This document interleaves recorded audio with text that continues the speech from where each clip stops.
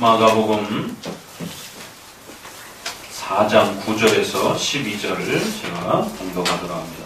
마가복음 4장 9절에서 12절입니다. 또 이르시되 들을 귀 있는 자는 들으라 하시니라. 예수께서 홀로 계실 때에 함께한 사람들이 12 제자로 더불어 그 비유를 묻자오니 이르시되 하나님의 나라의 비밀을 너희에게는 주었으나 외인에게는 모든 것을 비유로 하나니 이는 저희로 보기는 보아도 알지 못하며 듣기는 들어도 깨닫지 못하게 하여 돌이켜 죄사함을 얻지 못하게 하려 함이니라 하시고 예수께서 이러한 많은 비유로 저희가 알아들을 수 있는 대로 말씀을 가르치시되 33절도 또 봅니다. 33절 예수께서 이러한 많은 비유로 저희가 알아들을 수 있는 대로 말씀을 가르치시되 비유가 아니면 말씀하지 아니하시고 다만 혼자 계실 때에 그 제자들에게 모든 것을 해석하시더라. 아멘. 하나님의 나라의 이 소중한 또 내용으로 소개 되어지는 마가복음 4장의 첫 번째 이 씨 뿌리는 비유는 많은 분량을 차지하고 있고 그 4개의 비유 중에 분량상으로도 비교가 안 될 정도로 엄청난 분량을 차지하면서 아주 중요한 의미들을 우리에게 담아내고 있습니다. 그만큼 하나님의 나라를 표현해 주는 데 있어서 이 씨 뿌리는 비유만큼 또 풍성하고 또 더 깊은 내용들은 다른 것에 비해서 훨씬 더 강하기 때문에 마가복음서에서도 이렇게 이 말씀을 듣고 받고 그 말씀을 따라 산다라고 하는 것이 하나님의 나라의 본질임을 좀 더 아주 강하게 이렇게 소개하고 싶어하는 것을 보게 됩니다. 오히려 나머지 3가지의 비유들은 짧은 구절로 간단하게 이렇게 다루어가고 있습니다. 지난 몇 번에 걸쳐서 이 씨 뿌리는 비유의 핵심은 바로 씨를 뿌리는 것, 하나님의 말씀을 가르치고 전달하고 교육하는 바로 이 말씀을 가르치고 배우는 이 모습을 통해서 하나님의 나라가 세워져 간다라고 말씀을 드렸습니다.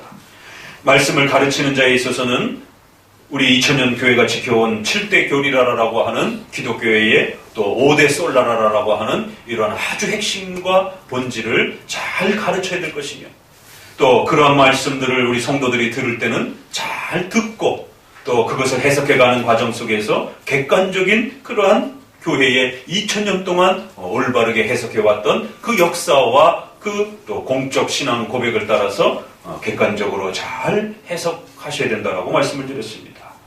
그리고 또 그것을 좀 더 교단과 교회법적으로 잘 적용할 수 있도록 그 시대와 또 그 교회의 성도들을 향하여 정해놓은 또 소중한 실천적인 또 그러한 적용의 이런 원칙과 규범들을 또 잘 헤아려가시면서 우리의 삶 속에 이제 하나님의 말씀을 또 부지런히 실천해가는 바로 이것이 하나님의 나라를 설명해주는 가장 중심인 것입니다.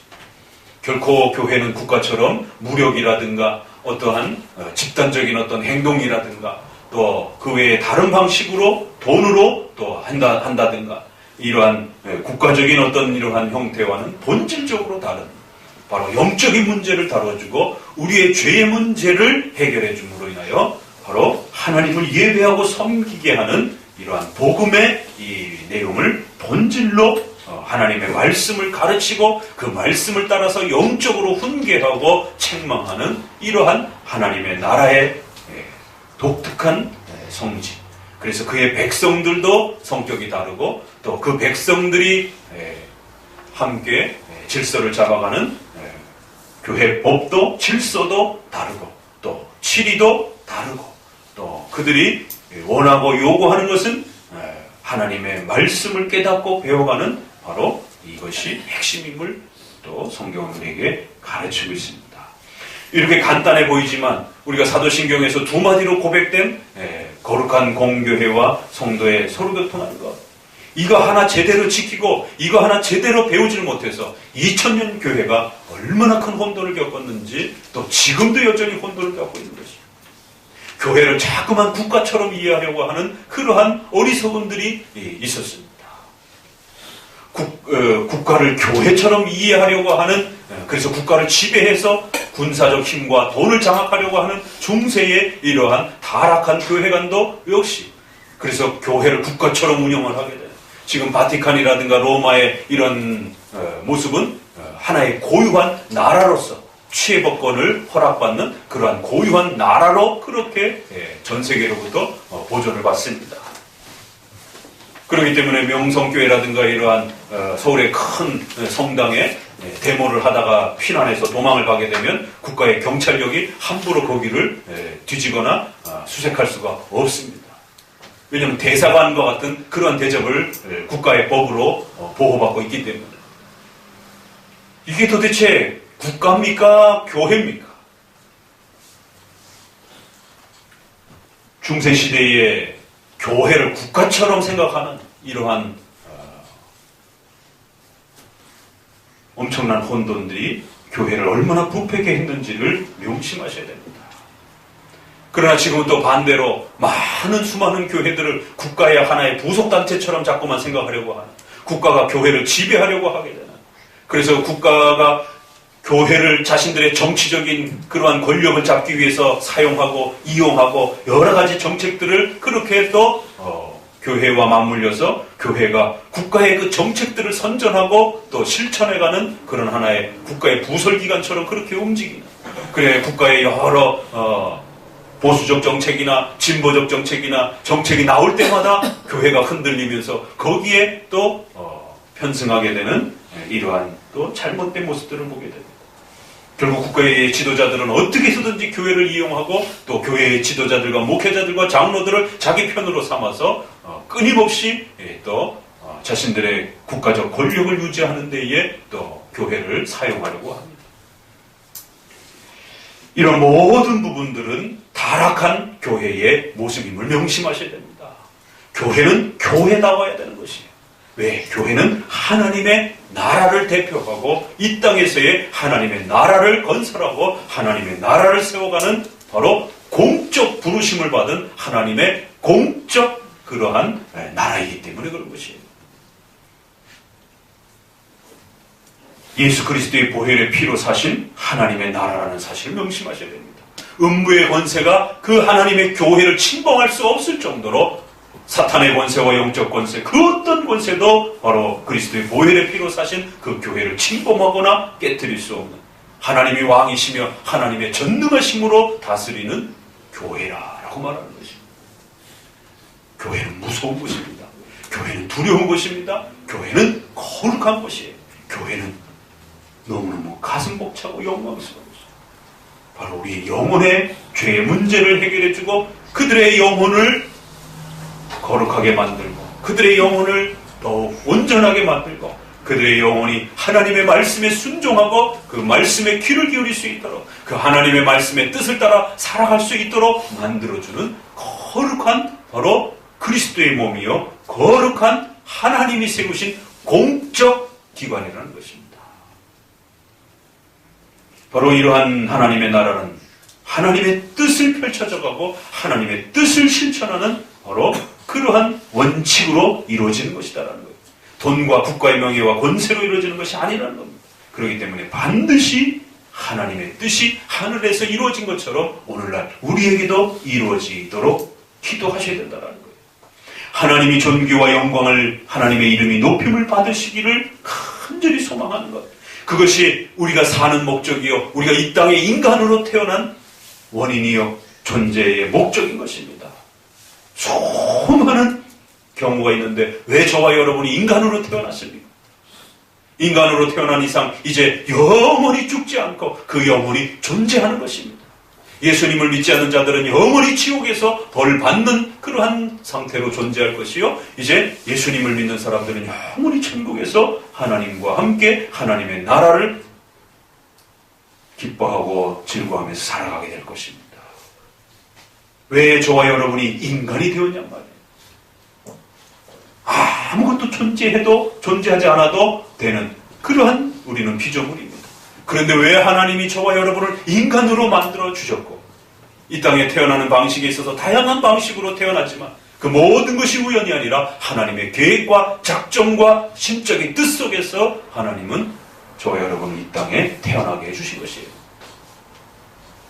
거기에는 바로 이처럼 하나님의 영광, 하나님의 이름을 높이도록 한평생 살아가면서 하나님을 존귀케 하는 바로 이 목적을 위해서 저와 여러분이 살아가는 것입니다.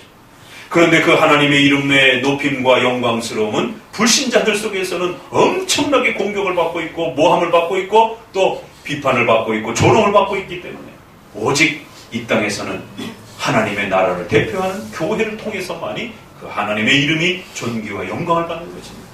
그러면 그 하나님의 나라는 어떻게 이루어져 갑니까? 그 뜻이 하늘에서 이루어진 것처럼 오늘날 우리에게 그의 성도들을 통해서 하나님의 뜻, 바로 하나님의 말씀이 깨우쳐지고 그 말씀을 받아먹고 그 말씀을 실천하고 그 말씀을 따라 살 때에 하나님의 이름이 높아지고 하나님의 나라가 세워져 가는 것입니다.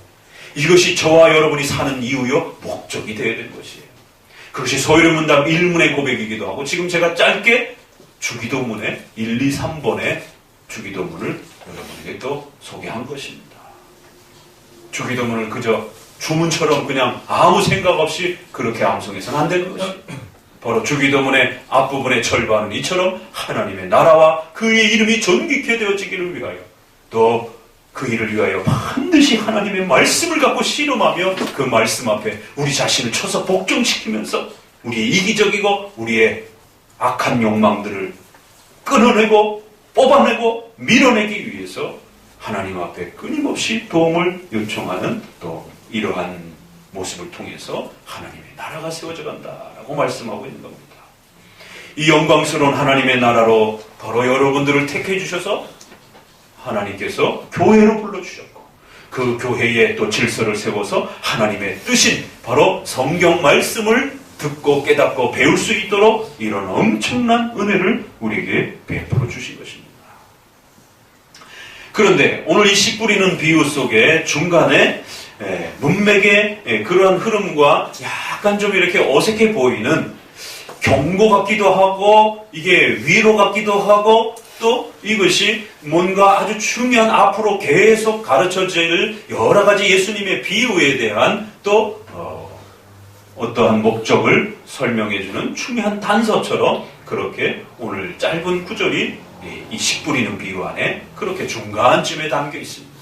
그래서 우리는 씨 뿌리는 비유 전체를 이렇게 먼저 살펴본 다음에 왜 이 비유에 대한 이 설명이 중간쯤에 이렇게 들어와 있는지 또 이 말은 도대체 어떤 의미인지 또 이 말이 주는 또 중요한 또 그러한 의미들이 지금 우리가 배워왔던 하나님의 나라를 건설해가는 바로 이 교회의 질서 속에서 하나님의 말씀을 배우고 깨달아가고 또 실천하는 이 소중한 질서와 또 오늘의 이 권면이 이 경고가 어떻게 서로 연결되어지는지를 함께 또 더불어서 마지막 추가적인 내용으로 살펴보고자 합니다. 우리 주보에 있는 말씀을 먼저 한번 신조의 내용들을 기억을 되새기기 위해서 한번 읽어봅니다. 160문의 대운인문답 설교를 듣는 자들에게 요구되는 것은 무엇인가 앞에 있습니다. 답 설교를 듣는 자들에게 요구되는 것은 근면과 준비와 기도로서 설교에 입력하고 그런 것을 성경으로 살펴보고 믿음과 사랑과 온유와 준비된 마음을 가지고 하나님의 말씀으로 진리를 받고 그것을 묵상하고 서로 논의하며 그것을 그들의 마음속에 간직하고 그들의 생활에서 말씀의 열매를 맺어야 한다. 하나님의 말씀을 듣는 것이 하나님의 나라의 본질이요 또 성패를 좌우할 수 있는 가장 중요한 핵심이기 때문에 우리 대우리 문답에서도 이처럼 설교를 듣는 자세에 대해서 아주 신중하게 기억하고 오라고 다시 한번 당부하는 것을 지난번에 말씀을 드렸습니다. 세 가지의 형태가 소개가 된다 했죠. 설교를 먼저 듣기 위해서는 근면함, 주일날 아침에 일찍 일어나시고 부지런히 교회에 올 준비들을 하시고 설교 중반쯤에 들어오시면 안 되는 것입니다. 설교가 시작될 때 들어오셔도 안 되는 것입니다. 예배 부름의 시작 전에 오셔서 미리 마음을 정돈하시고 목회자와 그날 드려질 예배를 위해서 기도하시며 하나님 앞에 예배의 자세를 근면함과 준비와 기도로서 그렇게 잘 준비해서 설교가 진행되어질 때는 그 설교에 잘 유념하라는 거예요. 잘 살펴 들으라는 것이. 그리고 들으면서 그 들은 성경들을 또 들은 내용들을 성경과 잘 또 비교해가면서 또 그렇게 살피라는 것입니다. 듣는 데 있어서 얼마나 많은 집중력이 필요한지를 소개합니다. 그리고는 이제 그 들은 말씀을 믿음과 사랑과 온유와 준비된 마음을 가지고 하나님의 말씀으로 진리를 받으라. 성경은 하나님의 말씀인데 목회자의 설교는 성도들이 하나님의 말씀으로 잘 안 듣습니다. 이게 문제라는 것이. 그런데 하나님은 성경 읽기만을 우리의 구원의 효력적 수단으로 삼은 게 아니라 오히려 스페셜한, 특별한 그 방식으로 설교를 통해서 그 설교의 말씀을 듣고 깨달을 때에 구원받도록 그렇게 은혜의 수단이요 또 교회의 표지로서 또 그렇게 하나님께서 중요한 효력적 수단으로 설교라고 하는 방편을 세우셨다라고 말합니다. 그런데 정작 설교는 잘 못 듣는 것이에요. 그런데 소요리문답, 대오리문답에는 어떻게 표현되어 있습니까? 그 들은 설교를 하나님의 말씀으로 진리로 받으라는 거예요. 믿음의 규칙에 어긋나지 않는다라. 7대 교리에 어긋나지 않는다라. 나머지들은 사랑과 온유와 준비된 마음을 가지고 누가복음에는 이 씨 뿌리는 비유와 관련해서 어떤 표현이 있느냐면 착한 마음 이런 표현이 있어요. 악한 마음들이 자칫 잘못하면 우리 안에 설교를 못 듣게 할 수도 있다는 것이. 착한 마음, 준비된 마음으로 그렇게 목회자의 설교를 잘 들으면서 어떤 설교와 어떤 해석들은 나하고 조금 차이가 있더라도 마음에 잘 담아두면서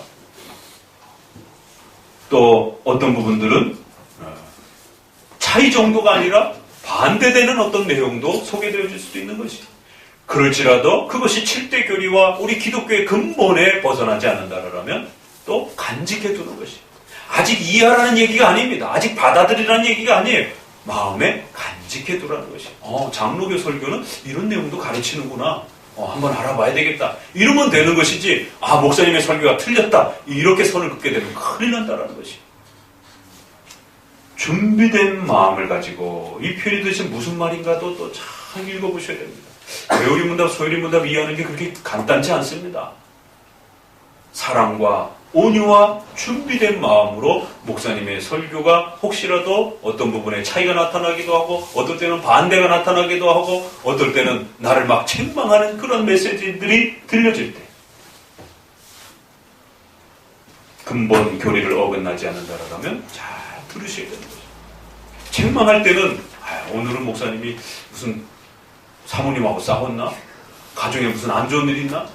왜 저걸 나 들으라고 저렇게 나 개인적인 어떤 부분으로만 말씀하시고 책망을 하시지? 일반 교회에서 그래 왔기 때문에 사실은 성도들이 그렇게 생각하기도 합니다. 그걸 부정할 수 없는 현실입니다. 그러나 적어도 우리 개혁교회와 장로교회 목회자들은 그렇게 어느 한 특정한 개인의 사람을 가지고 그런 개별적인 어떤 설교로 그렇게 할 수 없는 이러한 공적인 자리가 있다는 사실을 명심하셔야 돼요. 그건 성도와의 문제가 아니라 하나님 앞에서 내가 바르게 설교하느냐 못하느냐에 대한 하나님 앞에서의 목회자 자신의 그러한 정직함에 대한 문제를 죽을 때까지 싸워가는 분들이 적어도 개혁교회 목회자들입니다. 장로교 목회자들입니다. 그걸 자기의 죄로 책망하는 내용으로 듣지를 않고 목사님이 무슨 억하심정이 있어서 개인의 어떤 불편함으로 자기를 마치 그렇게 찍어내듯이 그러면 다른 사람들은 그 시간에 설교 시간에 자고 있습니까? 제외합니까? 어떻게 목회자가 설교를 하면서 저 99%의 나머지 사람들을 다 등한시하고 그 한 개인의 어떤 문제 때문에 그 사람만을 위해서 설교할 수가 있느냐 말이에요. 그 생각 자체가 정말 잘못된 것입니다. 그런데도 일반 교회에서들 늘 그렇게 하고 떠보니까 장로교회도 그렇게 하겠거니 하고 또 자신을 책망하는 설교를 하나님의 책망으로 듣지 않고 그냥 목사님의 개인의 불편한 그런 소리처럼 이렇게 받아들이는 것이. 그러면 성도들이 책망할 때는 어떻게 듣겠습니까? 좋은 소리는 듣지만 하나님이 책망할 때는 어떻게 들을 거냐라는 것이. 사랑과 온유와 준비된 마음으로 하나님의 말씀으로 진리로서 그렇게 받으라는 거예요. 그리고 나면은 이제 그것을 열심히 묵상하시라는 것이. 지난주에 목사님이 설교 정리하고 적으라고 하는데도 순종한 사람은 단 2사람밖에 없었습니다. 이게 바로 설교의 들음과 실천에 대한 문제들인 것이에요. 목사님 말씀에 순종한다라고 하는 것이 무엇인지를 고민하면서 생각해 보셔야 되는 것입니다. 그냥 흘려들어서는 안 되는 것입니다. 왜? 목사님이 뭔가를 지적할 때는 위험수위가 넘어가니까 또 단계를 따라서 지적하기도 하는 것이에요. 매번 그러는 것도 아닌 것입니다. 그러나 그것이 이제 도가 넘어가겠다, 선을 넘어가겠다 싶으면 목사님이 이야기하는 것이에요. 그럼 이야기할 때는 각성하고 조심하고 들으셔야 되는 거예요. 왜? 그 선을 넘어가게 되면 게을러지고 나태해지고 나중에는 완전히 다운되기도 하고 성도들도 슬럼프에 빠지기도 하고, 슬럼프라고 말하지만 시험에 드는 것이에요. 그래서 성경도 잘 읽지도 않고 묵상도 잘 되지도 않고 설교도 잘 안 들어오는 거예요. 그걸 목사님은 예리하게 감지하다가 성도들에게 설교문 좀 쓰시지요 라고 한마디 하는 겁니다. 매번마다 왜 안 쓰느냐고 앉혀놓고 잔소리하게 되면 좋은 말도 3번 들으면 듣기 싫은데 매번 앉혀놓고 왜 안 썼어 왜 안 썼어 라고 계속 그러면 어디 듣겠어요. 불편하고 힘들어서 쭉 지켜보다가 또 한마디 하는 것이. 근데 그 한마디 하는데도 순종 안 하시는 분들이 있더라고. 참 준비된 마음을 가지고 안 듣는 분들 어떡할 겁니까? 이게 남 얘기가 아닌 것이. 설교를 통해서 쏟아지고 또 목회자가 권면하면 뭐가 놓친 게 있는가 보다. 그럼 뭐 논문을 쓰라는 거 아니잖아요. 그러면 한 단락이라도 한 줄이라도 그날 설교를 되짚어 보는 것이에요. 그래서 우리가 교회가 필요한 겁니다. 그냥 혼자 있게 되면 잊어먹게 되고 또 놓치게 되고 그러다 보면 한두 번 놓치다 보면 그것이 쌓이면 그게 게으름이 되고 나태함이 되고 그러다 보면 하나님의 말씀을 잊어버리고 사탄이 그 말씀을 빼앗아가는 이 심각한 일들이 벌어지는 것입니다. 그것을 묵상하고 서로 논의하고 그래서 성도들끼리도 그 말씀을 가지고 서로 논의하고 또 가족들하고도 자녀들에게 또 논의하고 목사님은 아이들이 알아듣도록 설교하는 게 아닙니다. 적어도 중간 정도의 성도들의 중간 정도의 수준을 가지고 설교하는 것이. 그러면 적어도 초등학생, 중학생 정도는 그래도 좀 알아들으니까 중학생, 초등학생 밑으로 유아들 같은 경우는 그 부모님이 집에 가서 가르치는 것입니다. 서로 논의하고 부모와 자녀들이 서로 설교를 논의해야 되는 것이. 밥 먹으면서 물어보기도 하고 또 단어를 설명해 주기도 하고 설교를 듣는다는 건 그렇게 가벼운 일이 아닙니다. 예배의 그 공간 안에서도 또 집에 돌아가서도 그리고 또 마지막에 누구랑 논의해야 되겠어요? 목사님하고도 또 논의해야 되는 것이. 우리가 주일날 오셔서 또 아니면은 여러 다른 방편들을 통해서 목사님 그 단어가 무슨 뜻이죠? 단어를 모르니까 설교를 오해하는 것이. 문장을 잘못 알아들으니까 오해하는 것이. 맞는 문장을 설교를 했는데도 오해하는 것이. 왜? 우리가 아직 배우는 과정이 있기 때문에. 그래서 우리가 학교에서도 수업을 하다 보면 이 공식이 뭡니까? 이게 어떤 뜻입니까? 선생님에게 재차 물어야만이 우리가 이해의 폭을 넓혀가는 것처럼 목사님에게도 또 물으셔야 되는 거예요. 왜? 목사님이 설교를 하다 보면 어떤 신학적인 용어는 오래된 성도들은 알지만 또 이 신앙 연륜이 약한 성도들은 교회의 중요한 용어들을 못 알아듣는단 말이에요. 그러면 또 맨날 같은 용어만 쓸 수는 없는 겁니다. 목사님 생각에 또 성도들을 한 단계 업그레이드 하기 위해서 또 신학적으로 중요한 꼭 필요한 용어들을 또 설교 속에 담아낼 수 있는 겁니다. 그럼 한 번 들어가고 못 알아듣는 겁니다. 그러면 다시 또 목사님하고 또 논의하고 그래서 그들의 마음속에 그것을 잘 간직하면서 그들의 생활 속에서 실천해가는 그런 과정들이 따라붙어야 된다라고 말하는 겁니다. 바로 이러한 과정 속에는 이제 잘못 알아듣고 또 부족하게 알아듣고 또 자신의 마음속에 불편함으로 또 안 들으려고 하고 이러다 보면 결국 목사님의 설교에 대해서 반문을 하게 되고 또 반감을 갖게 되고 또 목사님의 설교에 대해서 노골적으로 또 불편함을 표현하기도 하고 또 때로는 공격적으로 나오기도 하는 것이에요. 저와 우리 성도들은 그냥 바깥에서 만나면 그냥 고향 선배요, 또 뭐 친척이 될 수도 있고 또 그냥 이웃이 될 수도 있습니다. 그러나 교회라는 공간 안에서 목회자와 성도로 만났을 때는 말씀을 가르치는 자와 말씀을 배우는 자로서 만나게 되는 것이죠. 그러면 이제 그때부터는 목회자는 하나님의 말씀을 가지고 성도들의 죄와 씨름해야 되는 이러한 중요한 위치에 서게 되는 거죠. 그래서 대우리 문답의 자기 부정, 그리고 그들의 마음으로부터 자기 자신을 몰아내도록 그렇게 설교해야 되고 또 그렇게 설교를 들어야 된다라고 말하는 것이죠. 자신의 가치관과 자신의 자존심과 자신의 그러한 삶의 기준들을 틀렸다라고 하고 그거를 고치려고 하고 그거를 뽑아내려고 하는 사람을 여러분이 수용할 수 있겠습니까? 그거는 쉬운 일이 아니에요. 그래서 싸우게 되고 그래서 결국 충돌하게 되고 그래서 결국엔 나중에 목사님을 내쫓기도 하고 결국 그 자신의 죄를 지적하고 그 자신의 죄를 고치려고 하는 의사를 그렇게 거부하게 되는 것입니다. 하나님의 말씀을 듣는다라고 하는 것은 죄와의 그 싸움 속에서 승리한 자만이 하나님의 말씀을 말씀으로 듣고 자신의 죄를 책망하고 자신의 죄를 더욱더 바로잡아주는 하나님의 말씀을 매일같이 그렇게 먹을 수 있는 것입니다. 말씀을 읽고 배우면 배울수록 끊임없이 우리의 죄가 드러나고 우리의 그 숨겨진 수많은 악함들이 밝히 하나님의 말씀 앞에서 비쳐 드러나는 것입니다. 그렇기 때문에 그 말씀을 거부하게 되고 안 들으려고 하고 저항하게 되고 그 말씀을 집어던지려고 하는 것이 예레미야의 말씀에 보니까 그 말씀을 욕으로 여겼더라. 바벨론의 포로로 잡혀가라라고 말하니까 저 선지자가 미치지 않은 이상 독립운동을 하라라고 전쟁에 나가서 열심히 나라를 지켜라라고도 말해도 모자를 파네. 세상에 바벨론의 포로로 다 잡혀가고 항복하라라고 선지자가 외치고 있는 것이. 그래서 왕도 귀족들도 백성들도 예레미야의 그 설교를 욕으로 여겼다라는 거예요. 수치스럽고 더럽고 추악한 것으로 백성들을 불량케 하고 나라를 망하게 만드는 그러한 말씀이라고 그러면서 예레미야를 공격하는 것입니다.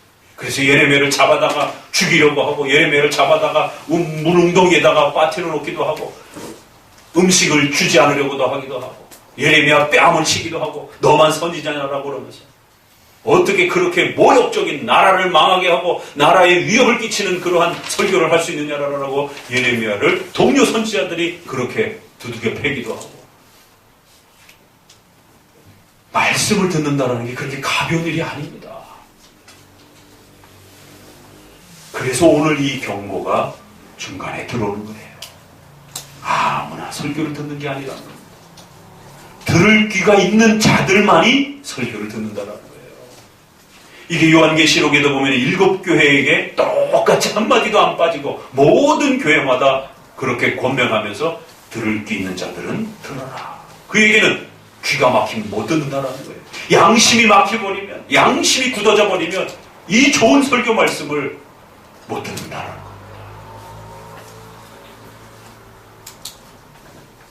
웨스민스터 신앙고백 20장에도 그렇기 때문에 설교를 듣고 교회 안에서 하나님의 말씀을 배워갈 때는 아주 신중한 태도가 주의함이 필요하다는 거죠.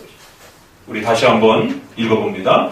하나님께서 제정한 죽어있는 것, 권세들과 그리스도께서 값을 주고 사신 자유는 양심의 자유 20장입니다. 서로 파괴하기 위한 것이 아니고 오히려 상호간에 지지해주고 보존하는 것이 하나님의 의도이다. 따라서 신자의 자유를 핑계로 삼아 그것이 국가적이든 교회적이든 간에 어떤 합법적인 권세와 그 권세의 합법적 행사를 반대하는 사람은 누구나 하나님의 교회에 반항하는 것이다.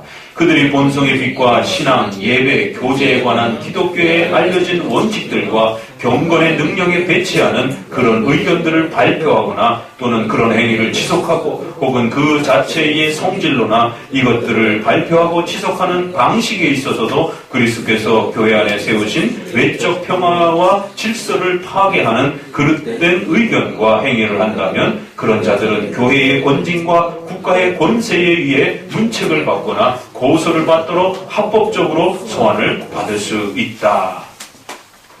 웨스민스터 신앙고백이 왜 이런 고백을 구별해서 성도들이 깊이 주의하라고 당부합니까? 그만큼 설교를 듣는 그 자유가 자칫 지나치게 성경을 읽을 수 있는 자유가, 성경을 해석할 수 있는 자유가 자칫 잘못하면 남용이 되어서 방종이 된다는 거예요. 분명히 성경을 읽을 수 있는 자유는 있지만 교회적 질서를 가면서 하나님의 말씀이 가르쳐지는 설교적 질서 속에서 성경을 읽고 해석하면서 그렇게 있어야지, 자기가 해석했다고 해서, 자기가 성경을 읽었다고 해서 목사님의 설교와 대놓고 그렇게 논쟁을 하고 목사님의 설교를 틀렸다라고 문제가 있다라고 그렇게 또 동네방네 그렇게 소문을 내면서 그것을 발표하거나 그것을 지속하는 그 지속성에 있어서도, 또 발표하는 방식에 있어서도, 가족들끼리 잠깐 이야기하는 거는 뭐 가족이니까 어쩔 수 없다 쳐요. 그러나 그것이 구역 식구들에게, 또 여러 사람들에게, 또 아니면 그것을 편지로나 또 지금과 같이 인터넷을 통해서 교회 바깥에 있는 전국에 있는 사람들에게까지 그렇게 그것을 펼쳐낸다라면 그건 굉장히 심각한 문제가 발생이 된다는 겁니다. 그래서 이것들을 발표하고 지속하는 방식에 있어서 그러한 것들을 하는 행위를, 또 그런 의견들을 발표하는 방식에 있어서 결국 교회의 질서를 파괴한 그런 그릇된 의견과 행위를 한다라면 이건 아주 심각한 하나님의 규례를 반항하는 그런 죄가 될 수 있다는 것이. 오늘날 성도들은 성경을 읽고 해석하는 그 자유만 생각했지 교회의 질서를 파괴하며 하나님이 세워주신 교회를 무너뜨리는 이러한 심각한 죄를 범할 수 있다는 것을 미처 생각들을 못하고 있습니다. 과거는 로마 카톨릭의 이런 너무 조직된 교회의 문제가 되었고, 그래서 만인 제사장을 통해서 성도들의 자유에 대한 부분들을 종교개혁 시대 때 많이 가르쳐줬습니다. 그랬더니만 제세례파가 등장을 해서 교회도 필요 없고 목사님도 필요 없고 교회적 질서도 필요 없고 그저 즉흥적으로 우리 마음대로 해석하고 예배드리겠다라고 하는 이런 무교회주의자들이 등장을 하고, 오늘날도 대형교회와 기존의 교회들이 너무 경직된 형태를 통해 가지고 맹종맹신을 요구하고 그러다 보니까 결국 자유로운 사회 분위기 속에서 또 다양한 이제 성경 공부 교재들과 인터넷을 통해서 수많은 그러한 설교들이 쏟아져 나오니까 결국 자유 성경 해석, 자유 성경 공부 시대가 되어버린 거죠. 그러다 보니까 이제는 교회의 질서도 필요 없고 신학을 연구하는 신학자들도 무시하고 결국 자기 각자 마음대로 자신의 해석만을 강조하는 그러한 무교회주의가 또 똑같이 진행된 것입니다. 그래서 웨스트민스터 신앙고백은 400년 전에 고백되어진 것이지만 지금도 여전히 우리에게 울타리가 되는 겁니다. 왜? 인간의 본질은 똑같거든요. 하나님의 말씀을 듣기 싫어하는 인간의 본성은 똑같기 때문에 그런 것입니다. 그래서 그 400년 전에도 하나님 말씀 듣기 싫어서 하나님의 말씀을 공격하고 자기 해석이 옳다라고 하면서 교회의 질서를 무너뜨리고 교회의 목회자의 설교가 마치 문제가 있는 것처럼 소문을 내고 그렇게 또 모함을 하고 이런 행동들이 여전히 그 시대도 존재했던 것입니다. 이러한 부분들을 이제 주의하면서 여러분 오늘 본문의 이 내용을 또 이제 잘 살펴보시기 바랍니다. 시작하자마자 들을 귀 있는 자는 들으라 라고 하면서 설교를 제대로 듣지 못하는 이 안타까움에 대해서 또 한편으로는 경고하면서 설교를 그래서 잘 듣는다는 게 얼마나 힘들고 어려운 것인지에 대해서 당부합니다. 예수께서 홀로 계실 때에 함께한 사람들이 12제자들이 와서 비유를 물으니, 왜? 예수님이 직접적으로 말씀을 안 하셨고 비유로 말씀을 하셨거든요. 그러니까 도대체 이게 뭔 뜻인가? 알아들을 것 같기도 하고 못 알아들을 것 같기도. 어떻게 보면 간단한 비유고 뭐 중학생, 초등학생 정도들도 다 알아들을 만한 비유 같은데 어른들도 예수님을 따라다닌 제자들도 이 비유의 핵심이 뭔지 잘 못 알아듣겠는 것이에요. 알 것 같은데도 못 알아듣는 것입니다. 역시 우리 성도들도 마찬가지죠. 이 씨 뿌리는 비유가 얼마나 쉽습니까? 그러나 여기에 담긴 아주 그 깊은 교회론적 질서와 성경의 말씀을 듣는다라고 하는 이 풍요로운 깊이들은 지난 우리가 몇 번의 설교들을 통해서 우리가 마침 많은 것 놓치고 있었구나. 우리가 너무 말씀을 듣는 것을 쉽게 생각했구나. 말씀을 듣는다라는 것이 이렇게 어렵고 이렇게 엄청난 수고와 희생과 많은 에너지들이 또 필요로 하는 것이구나. 비유를 설명해서 듣고 나니까 말씀을 듣는다는 게 그렇게 가벼운 일이 아니에요.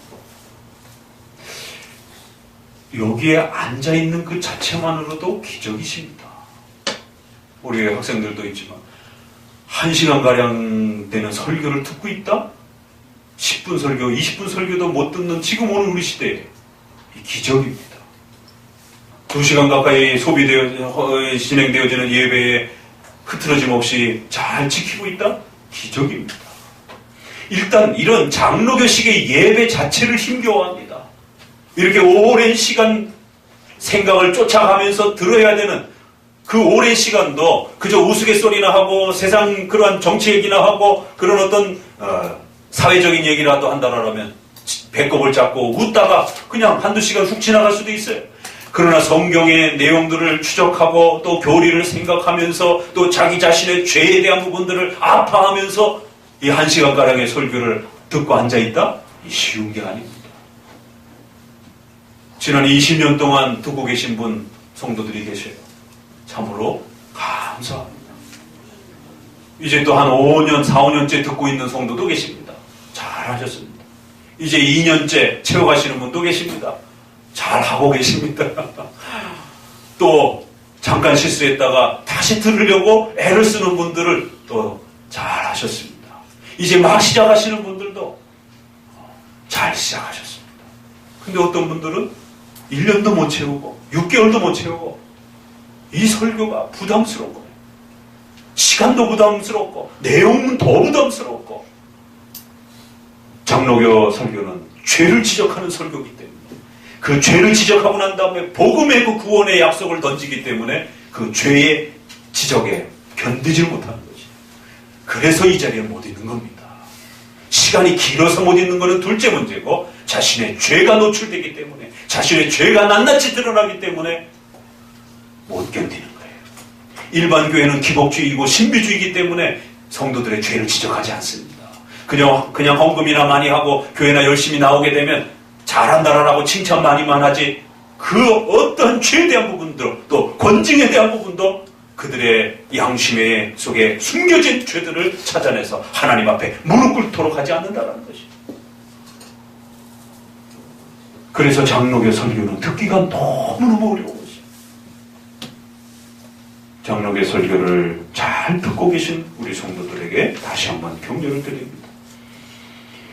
그래서 이제 예수님이 이 말씀을 듣는 이 과정에 이 놀라움들을 이번에는 경고와 훈계로 던지는 것이. 자, 뭐라고 말씀하시냐면은 이르시되 하나님의 나라의 비밀을 너희에게는 주었으나 외인들에게는 이방인들에게는 모든 것을 비유로 하는 것이다. 오늘 본문이요. 복음서에서도 여러 번 등장을 하고 있고 적어도 사도행전의 마지막 부분에 나오고 있고 또 이것이 이사야의 말씀에서 또 등장을 하고 있고 또 로마서에서 가르쳐집니다. 상당히 비중 있게 같은 내용이 여러 번 반복이 되면서 문맥의 그 표현은 조금 다르지만 같은 의미를 담아내면서 하나님의 말씀을 듣지 않는 악한 행동들에 대해서 경고하는 겁니다. 하나님의 말씀을 듣기 불편해하는 죄인들에 대해서 그 죄악된 행동들에 대해서 엄히 경고하는 것이에요. 하나님의 말씀 듣기가 그렇게 불편하냐? 하나님 말씀을 귀담아 듣는 게 그렇게 어렵냐? 하나님 말씀을 새겨 듣고 그 말씀을 아멘으로 받는 것이 그렇게 어렵고 불편하고 괴롭느냐라고 묻는 것이에요.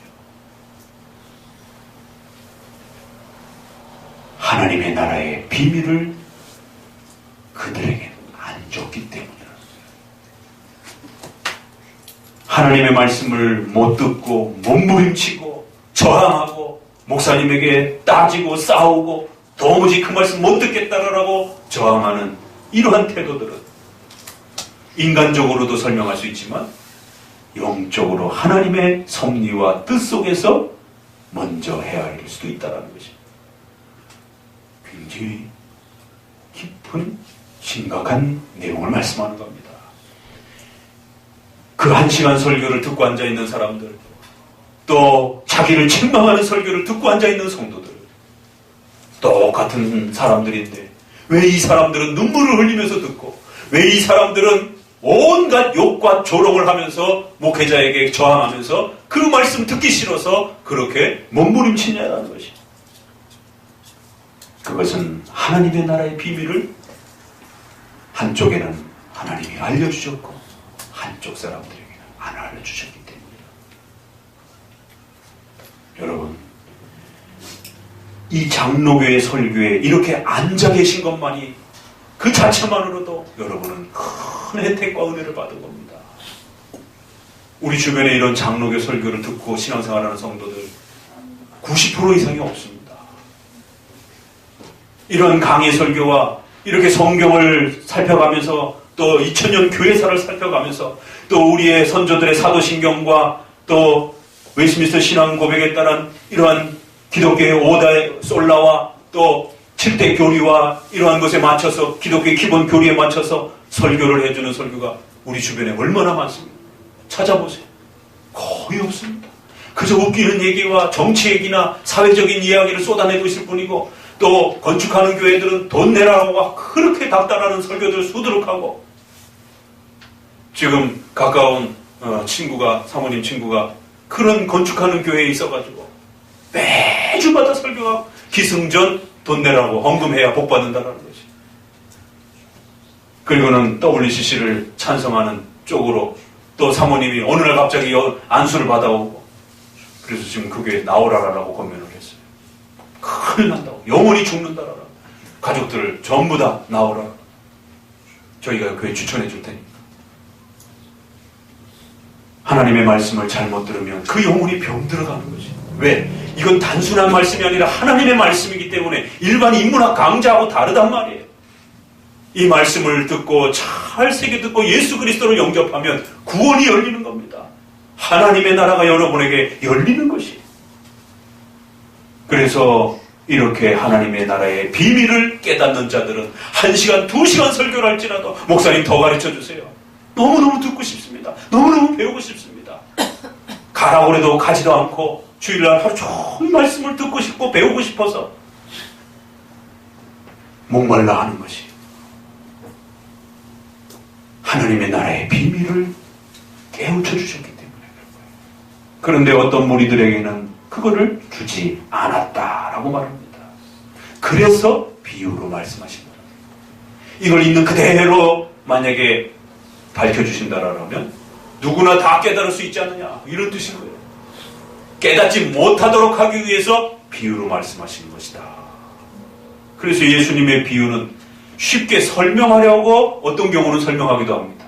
그러나 오늘의 본문의 흐름 속에서의 예수님의 비유로 말씀하시는 또 다른 목적은 안 가르쳐주기 위해서 비유로 말씀하신다는 굉장히 무서운 말씀입니다. 하나님의 택하심과 하나님의 선택하심이라고 하는 것은 인간의 행위와 공로와 돈으로 이루어지는 것이 아니라 그 하나님이 기뻐하시는 자들에게 알려주시는 것입니다. 그 기뻐하시는 자들에게 하나님께서 구원으로 초대해 주시는 것입니다. 하나님의 은총을 주고 싶은 자들에게 주는 것입니다. 그래서 그 말씀 앞에 몸부림치고 저항하지 않고 이렇게 말씀을 잘 듣기 위하여 이 자리를 지키고 있는 그 자체만으로도 감격스러운 것입니다. 하나님의 비밀을 여러분에게 하나님이 초대해 주시고 부어주신 것입니다. 이게 결론입니다. 그러면서 이제 이 말을 어떻게 풀어가느냐 하면 뒷말은 더 어렵습니다. 같이 읽어봅니다. 이는 저희로 보기는 보아도 알지 못하며 듣기는 들어도 깨닫지 못하게 하여 돌이켜 죄사함을 얻지 못하게 하려 함이니라.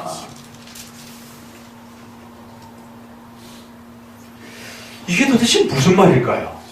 얼핏 보면은 무슨 말인지는 알겠는데 앞에 11절과 12절을 연결해 보게 되면 이걸 어떻게 연결해야 될 것인가? 분명히 마가복음에서는 조금 더 강하게 표현이 됐습니다. 어떤 식의 강한 표현이 됐느냐면 하나님이 안 알려주셨다 라는 의미가 조금 더 강합니다. 하나님의 나라의 비밀을 너희에게는 주었으나 저들에게는 안 줬다라는 거예요. 이는 그 때문에 그래서 이 이는이라는 말을 잘 해석해야 됩니다. 그렇기 때문에 저희는 보기는 보아도 보지를 못하는 거예요. 듣기는 들어도 깨닫지를 못하는 거예요. 그래야 돌이켜 죄사함을 얻지 못하게 하라. 그래서 이제 이 구절을 해석하는 방향이 둘이 있습니다. 하나는 하나님께서 듣지 못하게 한다는 겁니다. 보지 못하게 한다는 겁니다. 그래야 돌이키지 못하게 한다는 거예요. 그래야 죄사함을 얻지 못하게 한다는 겁니다. 왜? 하나님이 선택한 자가 아니기 때문에. 하나님이 예정하신 자가 아니기 때문에. 하나님이 예정한 자, 하나님이 선택한 자를 교회로 불러 모으시는 것입니다. 그리고 그들에게 깨닫게 하시는 겁니다. 보게 하시는 것입니다. 참게 하시는 것입니다. 하나님의 말씀 앞에 견디게 해주시는 하나님의 성령, 하나님의 전능하신 능력이 베풀어지는 것입니다. 그래서 이 구절은 충분히 그렇게 읽혀질 수 있습니다. 그럼에도 불구하고 또 여기에는 책망이 또 따라오는 겁니다. 하나님의 비밀을 준 자들이 있고 안 준 자들이 있다는 거예요. 그러나 그것은 하나님의 판단 속에서 일어나는 것이지 목회자가 판단할 수 있는 것도 아닙니다. 우리가 판단하는 것도 아니에요. 그건 가려져 있는 하나님의 고유한 전능하신 하나님의 예정 속에서 일어나는 비밀인 것입니다. 그래서 목회자는 될 수 있으면 모든 성도들을 초대해서 모든 불신자들을 초대해서 하나님의 말씀을 들으라라고 회개하고 예수님 믿으라라고 초대해 주는 것입니다. 그런데 어떤 성도들은 교회에 오기 싫어합니다. 교회에 와서도 하나님의 말씀 듣기 싫어합니다. 또 하나님의 말씀을 틀렸다라고 그렇게 저항하면서 또 싸우려고 논쟁하려고 합니다. 왜 저들은 하나님의 말씀을 저렇게 듣지 않고 하나님의 말씀을 저항하고 조롱하는가? 그 이유는 이렇게 가는 거예요. 그렇게 말씀을 듣지 않고 저항하는 이유는 저희가 보기는 보아도 알지 못하고 듣기는 들어도 깨닫지 못하는 그러한 어리석음, 그리하여 돌이켜 죄사함을 받을 수 있는 이 소중한 말씀인데도 불구하고 결국 저들은 돌이켜 죄사함을 얻지 않으려고 하기 때문이다. 이게 한편으로는 인간의 죄에 대한 책임 쪽에서 접근할 수가 있고요. 한편으로는 하나님의 뜻하심 속에서 예정의 그러한 계획 속에서 하나님의 비밀을 안 주셨기 때문에 그런 결과가 나오기도 한다. 라고도 말하기도 하면서 동시에 우리 입장에서는, 목회자 입장에서는 누가 그런 사람인지 모르기 때문에 누구든지 복음을 들을 수 있도록 초대해주고 말씀을 전해주는 거예요. 그런데 안 듣습니다. 저항합니다. 싸웁니다. 틀렸다라고 그렇게 도망가려고 합니다. 너희가 그렇게 말씀을 듣지 않고 외면하고 조롱하는 그러한 성도들의 또 불신자들의 이런 죄악된 행동들은 하나님의 말씀을 듣기 싫어하고 외면하고 돌이켜 죄사함 받을 수 있는 이 영광스러운 말씀들을 조롱하고 무시하고 외면하는 바로 당신들의 죄 때문입니다. 바로 우리 마음속에 있는 죄 때문에 돌이켜 죄사함을 받을 수 있는 이 소중한 말씀조차도 그렇게 듣기는 들어도 제대로 마음속으로 새겨들으려고 하지 않는 거예요. 보기는 보아도 열심히 새겨들고 보려고 하지 않는 바로 우리의 죄 때문입니다. 라고 책망할 수 있다는 겁니다. 듣는 자들에게는 하나님이 여러분에게 그런 소중한 은총을, 비밀을 열어주신 것입니다. 감사히 간직해 가십시오. 죽을 때까지 간직해 가십시오. 그러나 듣지 않는 자들을 향하여 목회자는 반드시 말씀을 듣지 않는 책임은 너희의 악한 마음과 또 못된 하나님의 말씀에 대한 저항하는 태도 때문이라고 엄히 책망할 수 있는 겁니다. 씨 뿌리는 비유를 통해서 오늘 들을 게 있는 자는 들어라 라고 하는 이 엄중한 경고의 말씀을 던지면서 들을 수 있는 자들은 이처럼 하나님의 비밀을 알려주신 은총 때문에 듣는 것이요, 하나님의 말씀을 못 듣겠다라고, 이 장로교회의 강의 설교를 못 듣겠다라고 저항하고 외면하는 자들을 향하여는 그것은 비밀스러운 하나님의 예정 속에서 일어나는 것이지만 그럼에도 불구하고 그 말씀을 듣지 않는 인간의 악독한 죄악에 대해서는 엄히 책망받을 수 있다는 것입니다. 우리는 누구인지 모르기 때문에 그 말씀을 모두가 들을 수 있도록 초대하는 것이고, 그렇기 때문에 말씀을 듣지 않는 책임에 대해서는 하나님 핑계대는 것이 아니라 너희 스스로가 그 하나님 말씀을 외면하고 조롱하고 거역했기 때문이라고 얼마든지 책망할 수 있는 것이죠. 그래서 이 마가복음 4장에서는 그동안 있었던 바리새인들과 사두개인들의 그 어리석은 논쟁과 예수님을 공격했던 것에 대해서 이렇게 소중하게 말씀을 가르쳐 주는데도 불구하고 예수님의 말씀을 조롱하고 비난하면서 예수님의 구약의 해석이 틀렸다라고 그렇게 조롱하는 바리새인과 사두개인들을 향하여 한편으로는 엄중하게 책망하는 겁니다. 너희가 자꾸만 이렇게 예수님의 해석과 그 가르침들을 틀렸다라고 조롱하고 비웃는다라면 하나님의 엄중한 심판과 책망이 있을 줄 알으라는 것이. 돌이켜 죄사함 받는 것조차도 싫어하는 너희들의 악한 욕망 때문이지 하나님 때문이 아니다라고 하는 이런 엄중한 책망을 던지는 것이죠. 자, 이제 한번 쭉 훑어봅시다. 마태복음 13장 9절로 가봅니다. 마가복음은 좀 더 하나님이 그 비밀을 말씀을 듣기 싫어하는 자들에게 열어주지 않은 것이다 라고 하는 느낌이 조금 더 강합니다. 그래서 마태복음에 연결된 내용을 한번 비교해 보실 필요가 있어요. 마태복음 13장 9절입니다.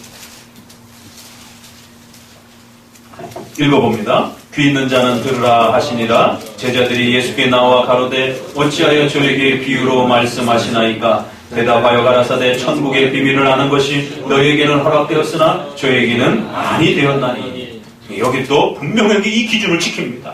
그 모든 것은 하나님이 주신 것이고 저들에겐 안 주신 것이라니. 12절 무릇 있는 자는 받아 넉넉하게 되되 무릇 없는 자는 그 있는 것도 빼앗기리라. 그러므로 내가 저에게 비유로 말하기는 저희가 보아도 보지 못하며 들어도 듣지 못하며 깨닫지 못함이니라. 이사의 예언이 저에게 이루었으니 일렀으되 너희가 듣기는 들어도 깨닫지 못할 것이요 보기는 보아도 알지 못하리라. 그 이유가 무엇이냐면 이제 15절 나옵니다. 이 백성들의 마음이 완악하여져서 그 귀는 듣기에 둔하고 눈은 감았으니 이는 눈으로 보고 귀로 듣고 마음으로 깨달아 돌이켜 내게 고침을 받을까 두려워함이라 하였느니라. 여기는 마가복음 느낌하고 조금 다르죠? 마태복음은 그들의 잘못으로 돌립니다. 그들이 돌이켜 죄사함 받는 것 자체를 싫어한다는 거예요. 그런 것을 두려워한다는 거예요. 회개하고 믿기만 하면 돌이켜질 수 있는데 그런 것 자체를 싫어한다는 거예요. 왜? 그들의 백성들의 마음이 아주 완악하고 죄악됐기 때문에. 그런데 마가복음에는 하나님이 좀 더 그렇게 하신 것처럼 이렇게 그 표현을 약간 조정하고 있습니다.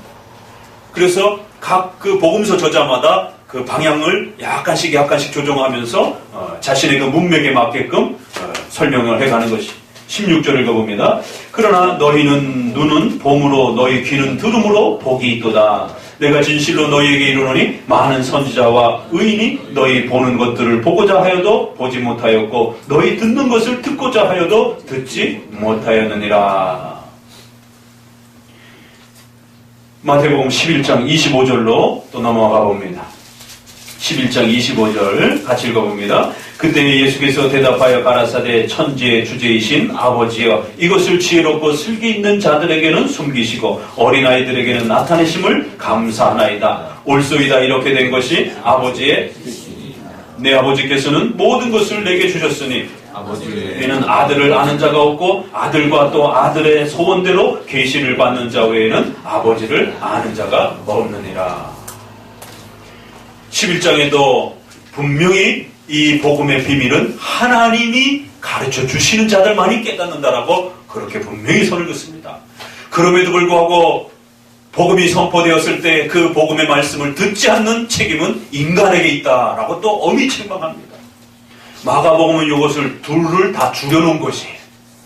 마태복음은 좀 더 각각 풍성하게 설명하면서 한쪽에는 하나님이 주시는 것이다 라고 설명해놓고 한쪽에서는 그럼에도 불구하고 우리 인간 편에서는 누가 택함 받았는지 누가 버림받았는지를 알 수가 없는 겁니다. 그렇기 때문에 누구든지 복음을 들었을 때는 회개해야 될 책임이 있는 거예요. 아, 나 택함을 받지 않았으니까 나는 못 깨닫습니다. 이럴 수 없다라는 겁니다. 왜? 누가 택함 받았는지 누가 택함 안 받았는지 우리는 모르는 겁니다. 그래서 복음을 누구에게나 전할 수 있는 것이고 그 복음을 들은 자들은 그 즉석에서 회개하고 하나님의 말씀을 받아들여야 되는 것이에요. 그 그러면 누구든지 목마른 자들은 내게 오너라 라고 하는 그 다음 말씀이 11장 이후에 쏟아져 나오는 것입니다. 하나님의 말씀을 저항하고 듣기 싫어하고 도망가고 외면한 것은 바로 인간의 죄악된 마음의 완악함 때문인 것입니다. 그러면서도 그 안에는 하나님의 신비로움도 주신 자와 안 주신 자의 또 신비로움도 또 함께 이어져 가는 것입니다. 이처럼 이사야 6장에서 소개되는 말씀을 마태복음에서 끌어왔고, 그리고 또 그것을 마가복음에서는 좀 더 정리해서 소개를 합니다. 자, 우리 어디로 보시냐면 사도행전 28장도 같이 읽어봅니다. 사도행전에는 조금 더 다른 문맥에서 이제 이 표현을 소개를 합니다. 사도행전 마지막 장 마지막 절입니다. 이것도 참 의미가 있죠. 사도행전 전체를 마감하면서 복음이 퍼지고 확대되었던 것을 이제 정리하면서 사도 바울이 표현하는 그 고백 속에 이렇게 말씀을 맺고 있습니다. 24절, 28장 24절입니다.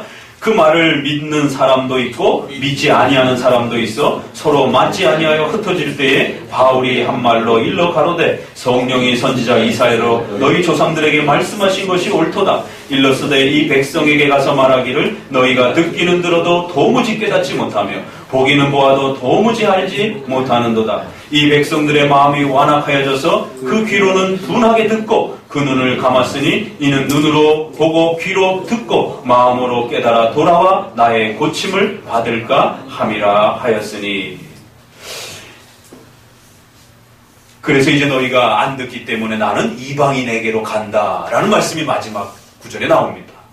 이 백성들의 마음이 완악하여져서 사도 바울이 설교를 했는데 듣는 자와 듣지 않는 자들을 둘로 나눠지는 것입니다.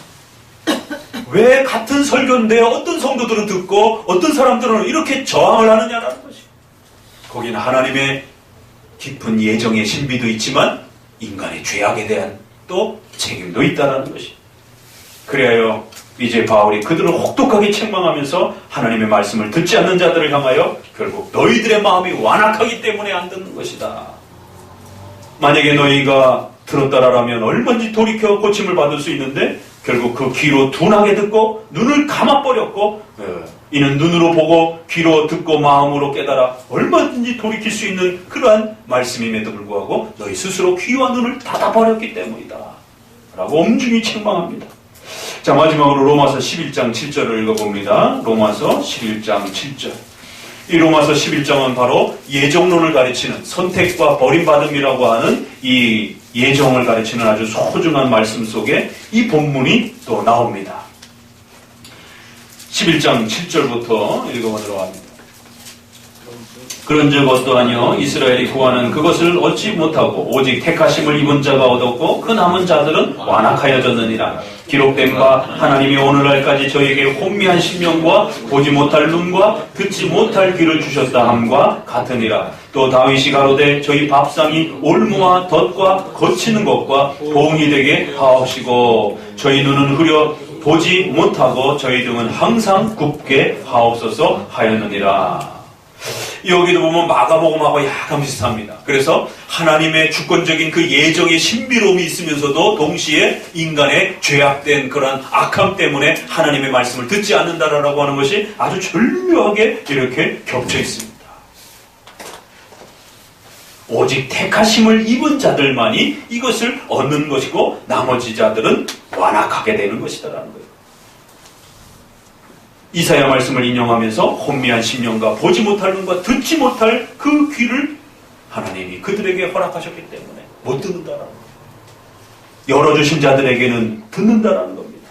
그리고는 또 다윗의 그 시편을 하나 더 끌고 와가지고 뭐라고 책망하느냐면 악한 자들의 밥상이 올무와 덫과 거치는 것이 되게 하시고 그래요 저희 눈은 흐려 보지 못하고 저희의 모든 길들은 망가지게 하옵소서. 저들은 하나님의 말씀을 듣지 않는 자들이기 때문에 저들의 그 책임 때문에 이러한 벌을 받게 해주옵소서. 이러한 책망의 경고가 따라 붙으면서도 또 앞에 구절은 하나님의 예정 속에 택한 자와 버림받은 자들에게 또 이런 현상이 나타나기도 한다. 그러나 목회자와 성도는 그가 누군지 모르는 거예요. 그들이 누군지 택함받은 자인지 버림받은 자인지 모르기 때문에 최선을 다해서 가르쳐주고, 그렇게 가르쳐줬는데도 하나님의 말씀을 틀렸다라고 저항하고 외하고 듣지 않는다라면 그들에 대해서는 엄중하게 경고하고 책망하고 하나님이 그들의 삶에 벌을 내릴 것이다라고 하나님의 말씀을 듣지 않는 완악함에 대해서 엄중히 책망해야 된다는 겁니다. 벼를 끼는 자가 듣는 것입니다. 그래서 듣는 자들에게는 엄청난 은혜요, 감격스러운 이 하나님의 비밀을 우리에게 알려주신 이 영광스러움들을 우리가 간직하고 살아가는 것입니다. 그러나 듣지 못한 자들에게는 그 듣지 않는 책임에 대한 무서운 하나님의 책망과 또 하나님의 심판과 경고가 따라붙을 것이라고 엄중히 경고하는 겁니다. 교회의 설교는 인문학 강좌가 아니라 살아계신 하나님의 말씀을 전하는 것이기 때문에 그 말씀을 잘 새겨듣고 마음속으로 간직하고 또 그 말씀을 실천하는 것이 그렇게 중요한 거라는 겁니다. 교회가 하나님의 나라이기 때문에 함부로 대해서는 안 되는 것처럼 교회의 그 중심에 서 있는 또 그 설교를 통하여 성도들을 가르쳐주고 구원으로 초대하는 천국의 문을 열어주는 이 하나님의 말씀을 가르쳐주는 이 말씀의 내용을 귀담아 잘 배우고 듣는 것이 이렇게 복되다라는 것이, 거기에는 단순한 인간의 노력을 넘어서서 하나님의 비밀을 택자들에게 알려주시는 하나님의 이 은총의 풍요로운 하나님의 배려와 혜택과 은혜가 있는 이러한 부요함이랍니다. 그래서 아무나에게 알려주는 게 아닌, 아무나에게 이러한 자리를 열어주시지 않는 하나님이 특별한 은총과 배려 속에서 선택하시고 지키시는 하나님의 백성들에게 열어주시는 것입니다. 오늘날은 우리 장로교회의 이 예정론을 가르치려고 하면 일반 복음주의 교회에서는 성도들이 못 듣겠다라고 저항을 합니다. 그래서 예정론 가르치는 교회가 없는 것이에요. 또 삼위일체 가르치는 교회도 별로 없습니다. 예수님의 이성 일인격을 제대로 가르치는 교회도 별로 없어요. 이신칭의를 안다라고 하지만 그 칭의의 핵심과 내용들을 제대로 가르쳐주는 교회도 드뭅니다. 이처럼 복음의 핵심을 가르치는 이 장로교의 설교이기 때문에 듣기가 쉽지 않은 것이에요. 그저 재미난 인문학 강좌처럼 그렇게 정치적 그러한 메시지라면 얼마든지 재미나게 웃으면서 들을 수 있지만 이것은 삼일체 하나님을 아는 것이요, 인간의 원죄와 그 전적 부패가 무엇인지를 깨우쳐주는, 죄에 무릎 꿇게 하고 눈물을 흘게 하는, 죄를 끊어내게 하는 장로교의 이러한 죄론을 어떻게 감히 쉽게 들을 수 있겠습니까? 또한 우리가 조심해야 되는 것은, 그러기 때문에 이 설교는 아주 신중한 교회의 질서를 따라 교회의 또 검사와 인정함을 따라 세워진 목회자가 설교하는 것이고, 또 그러한 설교의 내용들을 성도들이 잘 받고 순종하는 것입니다. 그래서 담임 목사를 청빙할 때 교인의 서약이 있는 겁니다. 이제 이 누구를 우리의 목회자로 받아들여 그의 설교를 잘 하나님의 말씀으로 듣고 배우며, 또 목사님을 통해서 이루어지는 모든 치리들을 잘 받을 것을 약속합니다. 또 목회자는 그 교회를 함부로 떠나거나 함부로 버리거나 그렇게 하지 않을 것입니다 라고 서약하는 것입니다.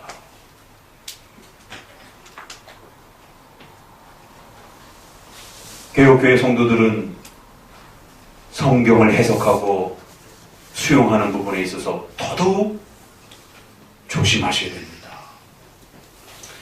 성경을 열심히 해석하려고 하다 보면 목회자의 설교와 차이가 나기도 하고, 또 어떤 부분들은 반대가 나타나기도 하고, 이런 다양한 일들이 벌어졌을 때 하나님의 말씀을 잘 서약한 대로 귀담아 듣고 복음의 근본 교리를 어긋나지 않는다라면 얼마든지 하나님의 말씀으로 온유한 마음과 사랑하는 마음으로,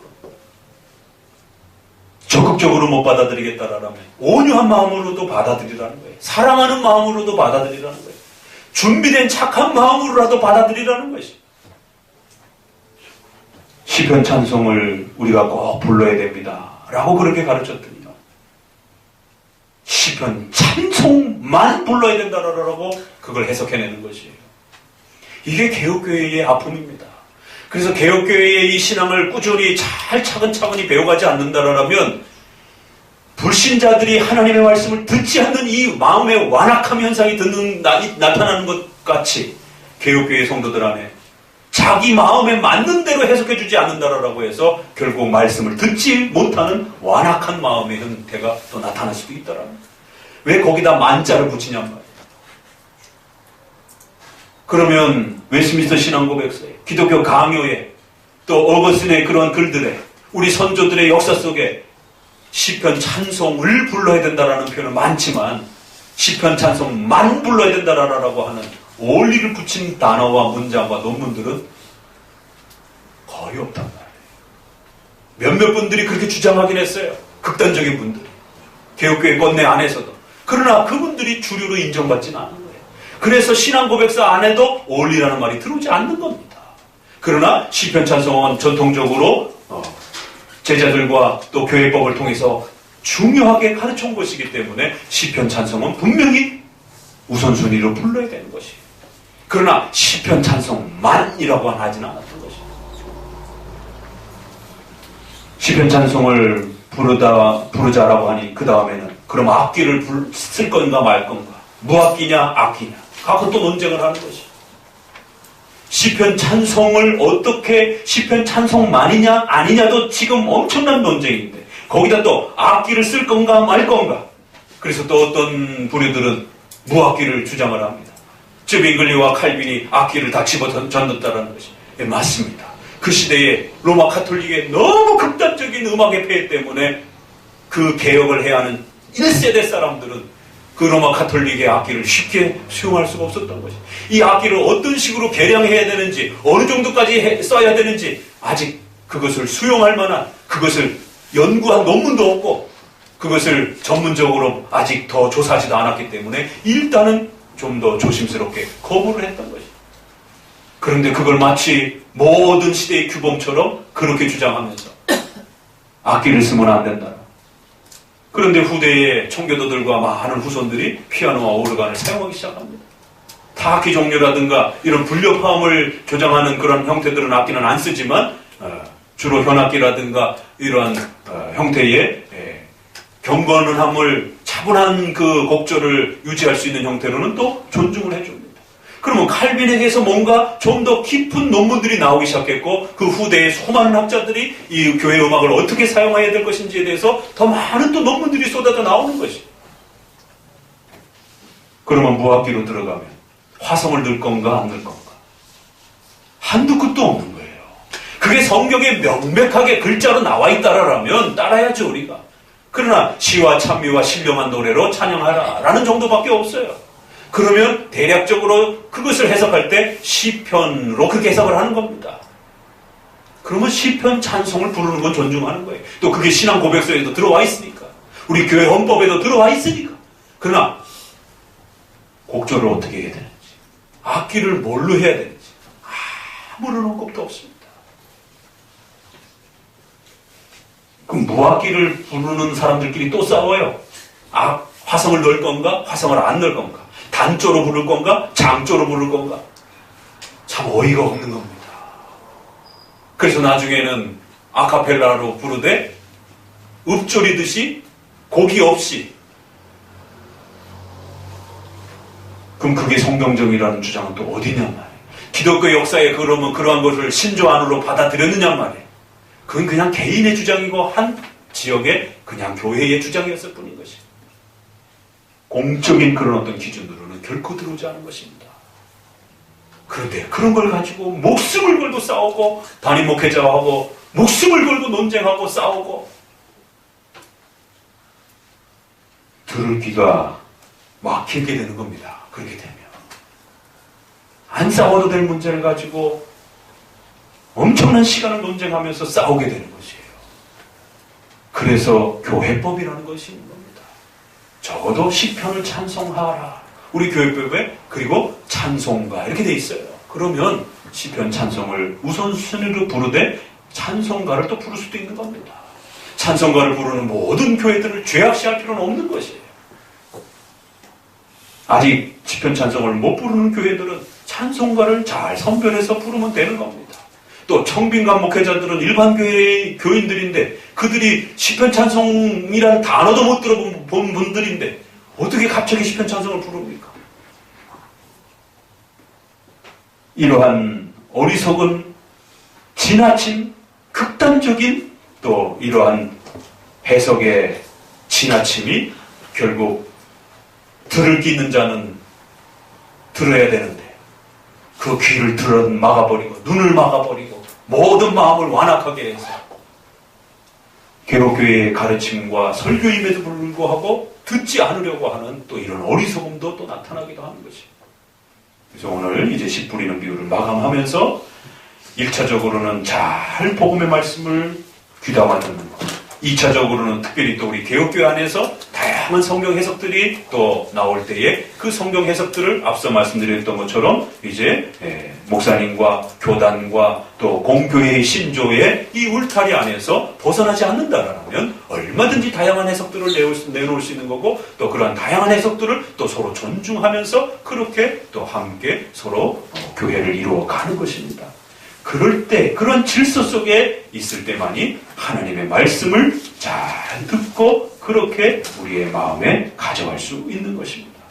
오늘 이 말씀을 듣는 이 본문 안에 왜 이 들을 끼 있는 자는 들어라, 귀가 없는 자들은 못 들을 것이다 라고 하는 이런 엄청난 경고가 하나님의 나라를 소개하는 이 본문 속에 그렇게 담겨져 있는지, 이 경고를 소리 여겨서는 안 되는 것입니다. 이 경고를 귀담아 들으시고 늘 신중하고 주의함으로 특별히 우리 장로교 설교를 잘 배워가는 것은 어려운 교리들을 산을 넘어가듯이 그렇게 함께 걸어가야 되는 길이기 때문에 목회자와 신학자들을 곁에 두고 그러한 선생님들을 존중하면서 한 걸음 한 걸음 그렇게 신중하게 겸손하게 그렇게 걸어가야 하는 길인 것입니다. 그러한 복된 길로 걸어가시기를 주의 말씀으로 권면을 드립니다. 기도합니다. 하나님 감사합니다.